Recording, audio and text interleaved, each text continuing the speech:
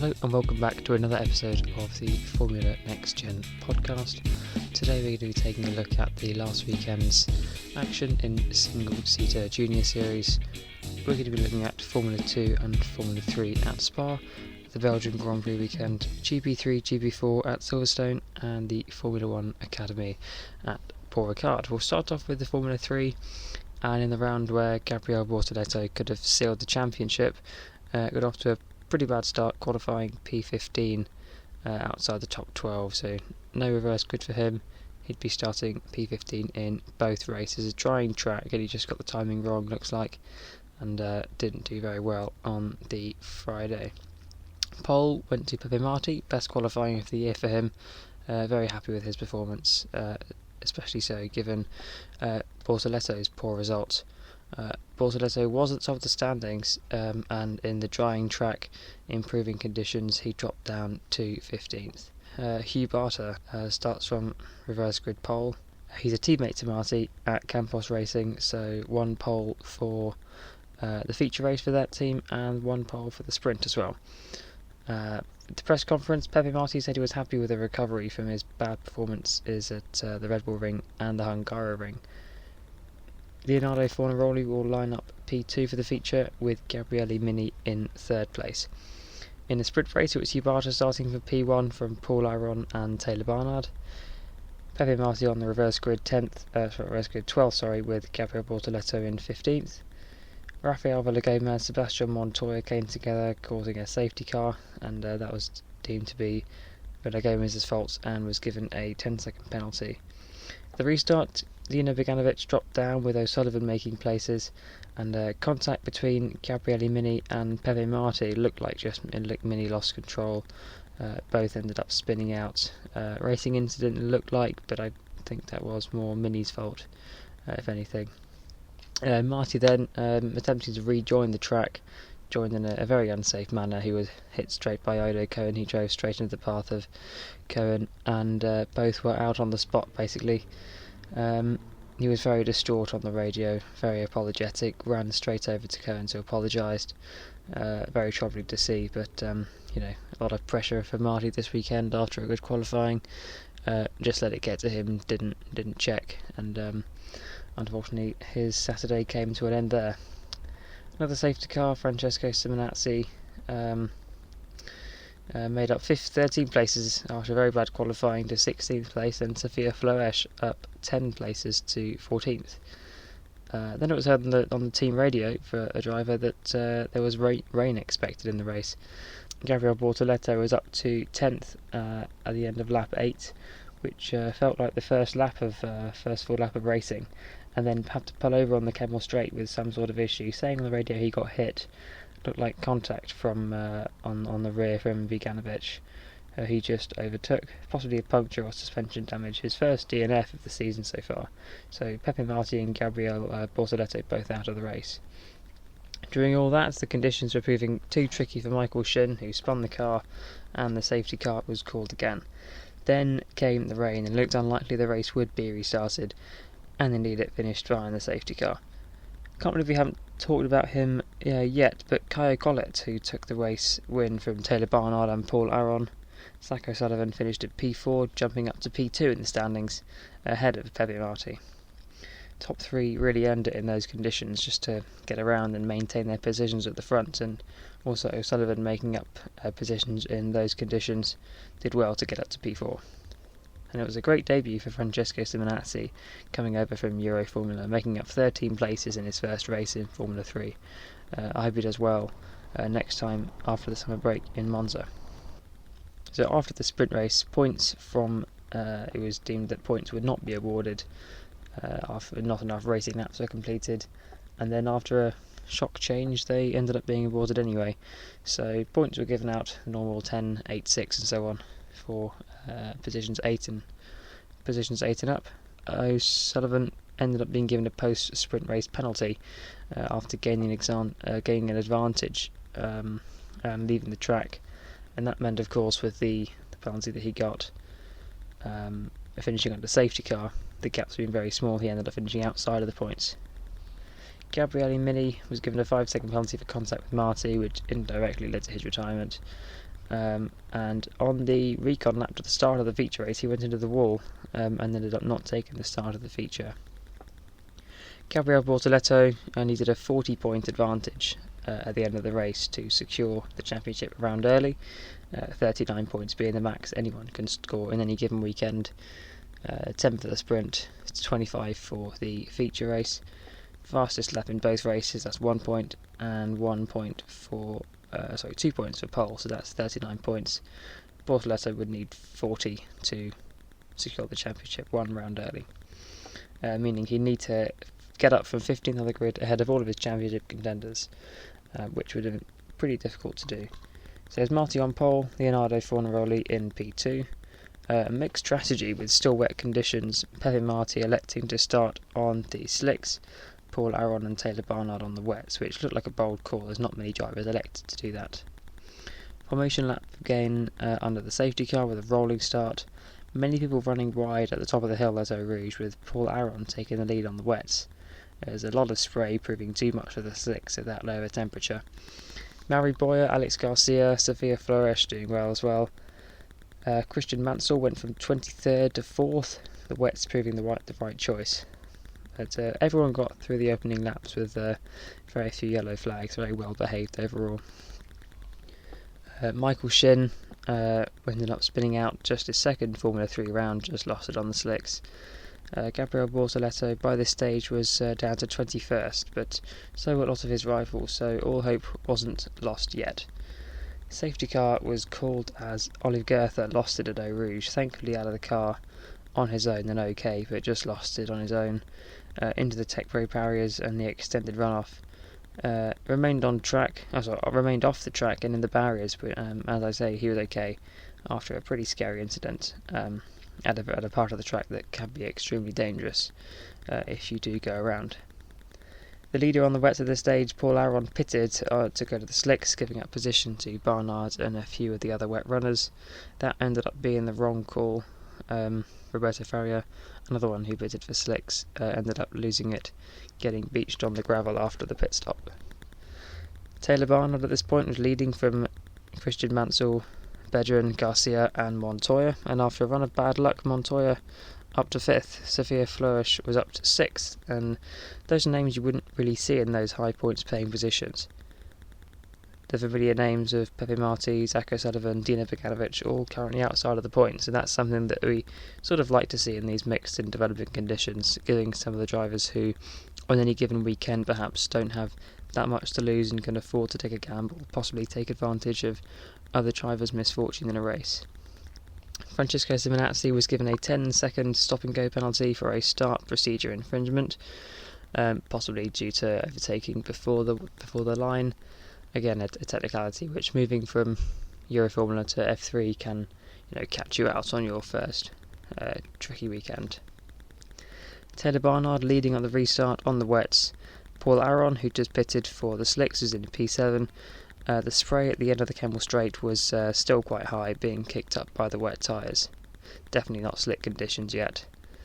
And the lightest of contacts between Luke Browning, who ended up spinning during the safety car earlier. He had contact with Ido Cohen, causing a puncture for Cohen and front wing damage for Luke Browning. Both races ruined by a very small amount of contact.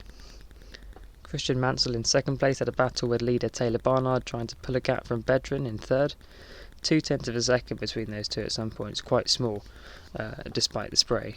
Trying to make the move at Les Combes on lap 11, ended up going straight on and gave back the position.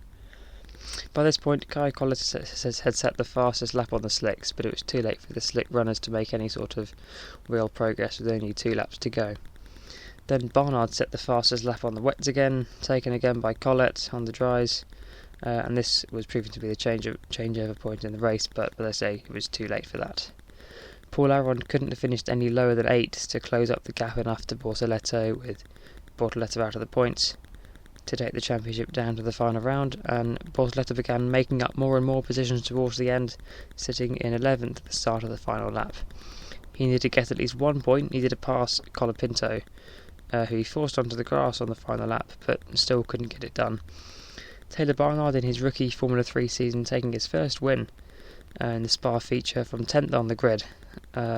He was in Formula 4 last year and now in F3. Very big emotions for him and the team. Very young driver, making a very strong impression in his rookie year. Christian Matzer behind, making up 22 places from 23rd to 2nd. Very good for him.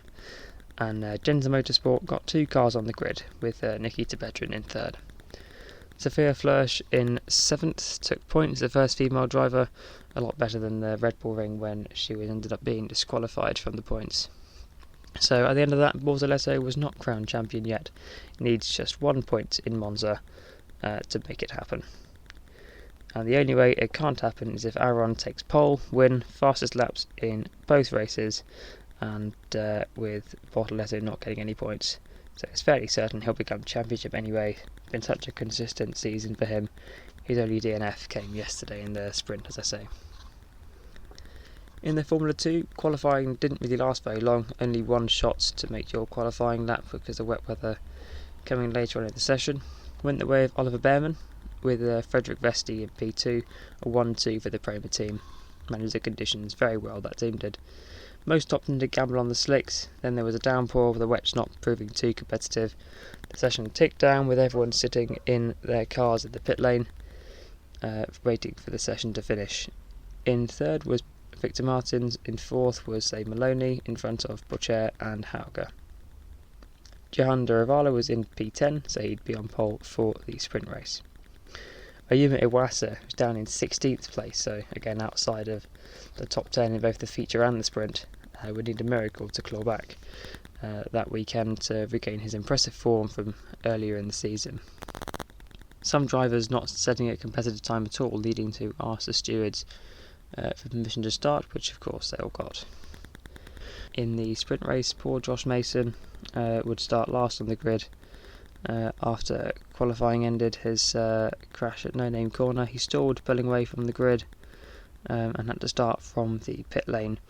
He then bump started his car from the marshals, pushing him, and ended up doing the formation lap, which is against the rules. The start was abandoned and another formation lap was called, so 1 lap off the total race distance, moving the sprint down from 18 to 17 laps.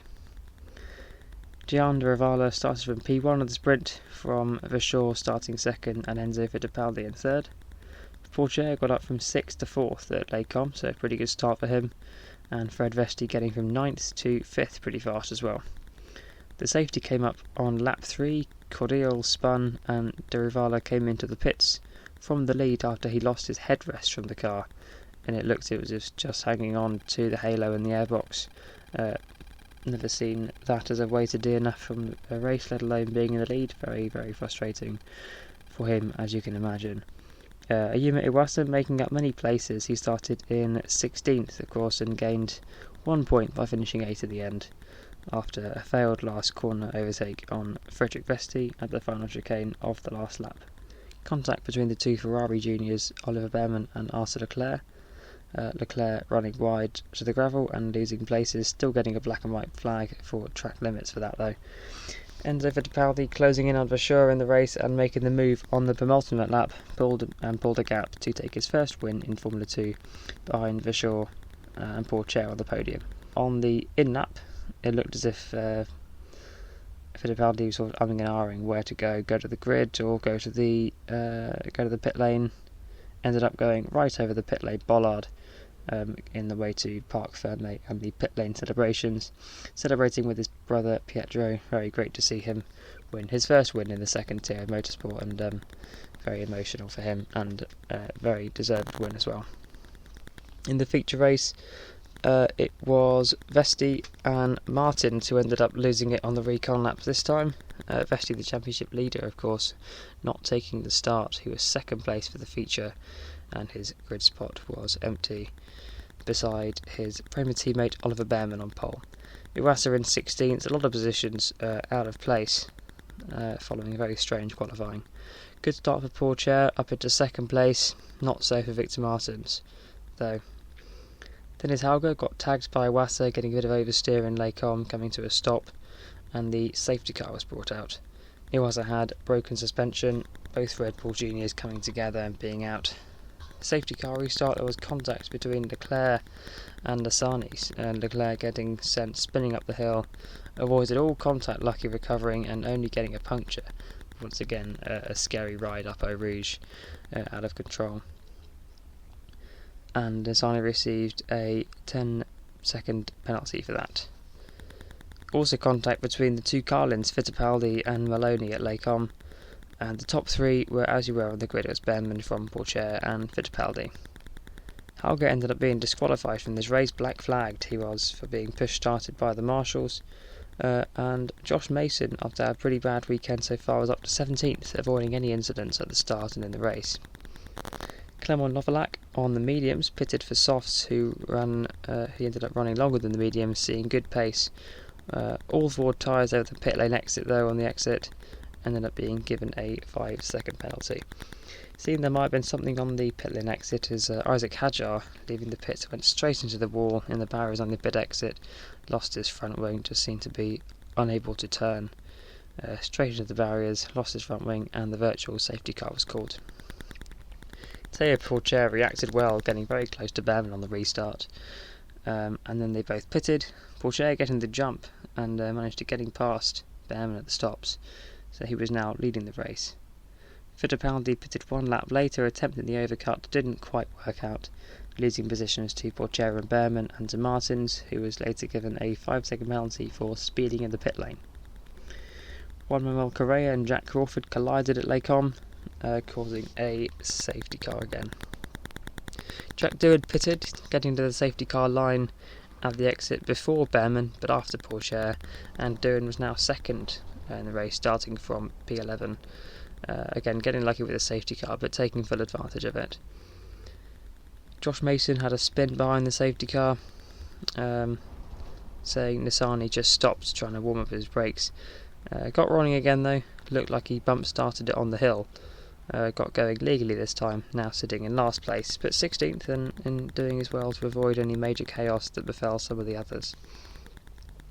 On the safety car restart, Jack Doohan on the softs and Pourchaire pulled about a 2-second gap between them, Behrman but Pourchaire remaining in front.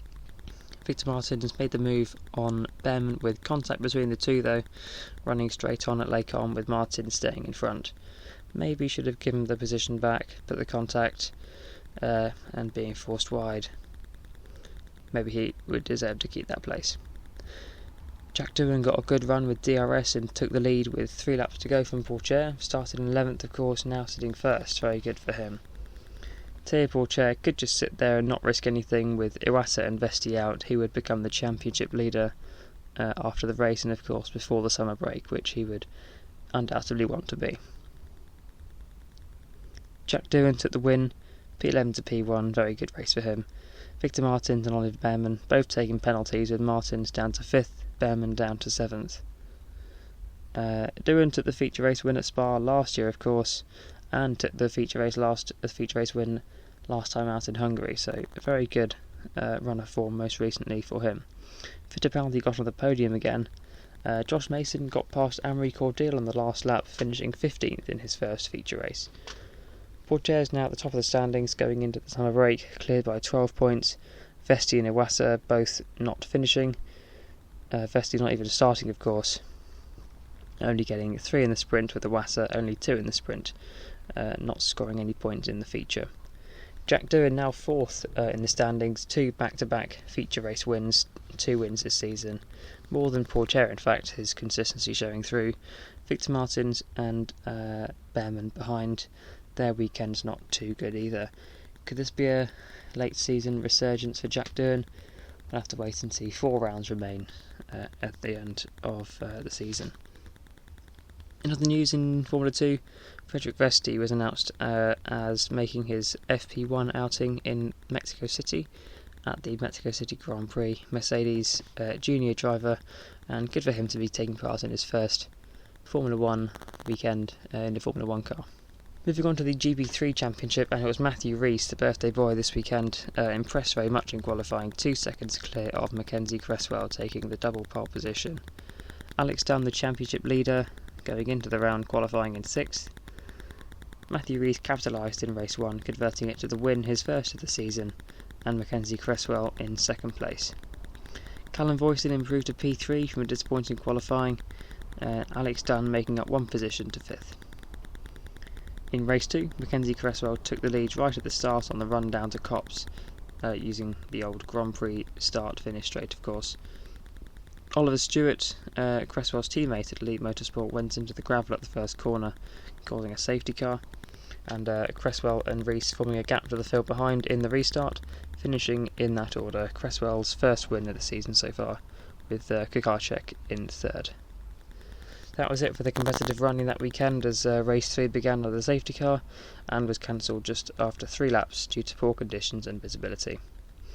Callum Voisin, with no wins, now sits in the lead of the standings by a point to Alex Dunn, who himself is 12 points in front of Joseph Loke.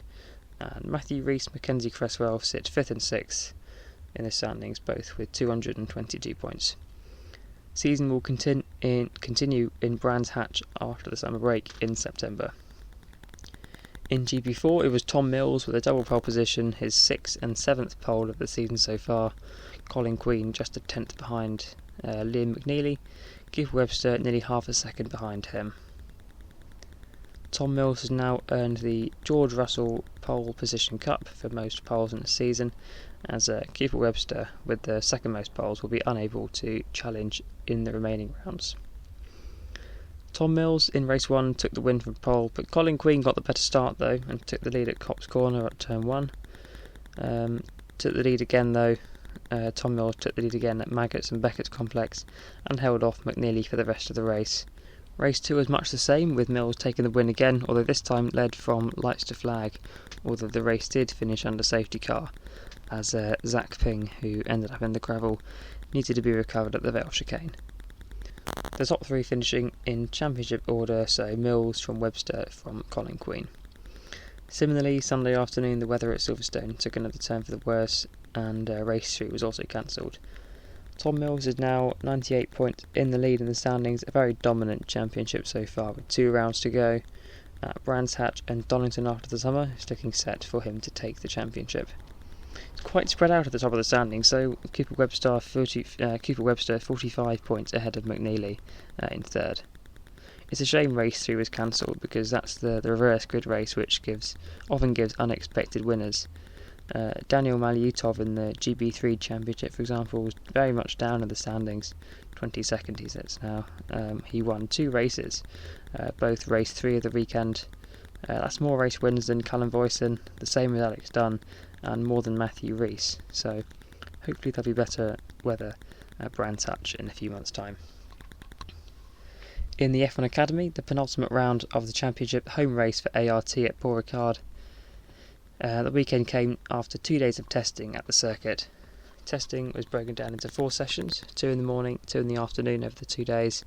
Abby Pulling with a 1:26.8, the fastest time over the testing. They used the short circuit with the chicane, the Mistral straight chicane.